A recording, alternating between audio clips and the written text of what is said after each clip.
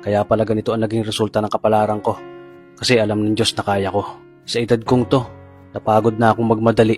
Kaya lahat ng ginagawa ko ngayon, ini-enjoy ko na lang. Siguro sa dami na rin ng aking pinagdaanan, napagtanto ko na ang buhay ay mas malawak at mas mahiwaga pa sa mga problemang dumarating sa buhay natin. Tumatanda na tayo, baka sa kakahabol natin sa masagana at maayos na buhay, ay hindi na natin nai-enjoy ang buhay. Baka nabubuhay na lang tayo dahil nape-pressure tayo sa sasabihin ng ibang tao.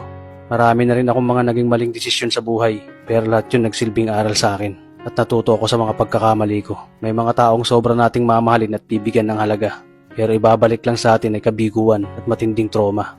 Kaya wag nating lilingunin ng mga taong tulad nila dahil mas payapa kapag hindi ka na interesadong malaman pa kung ano pang balita sa kanila. At wag mong idepende ang sarili mo sa kahit kanino.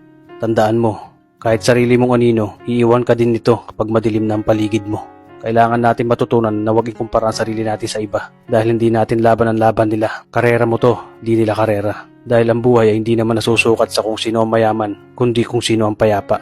Kaya galingan mo lang palagi tol dahil napakaraming tao mapanghusga, dihilahin ka pababa. At lagi mo tong tatandaan na makakatanggap ka lang ng papuri mula sa kanila kapag patay ka na.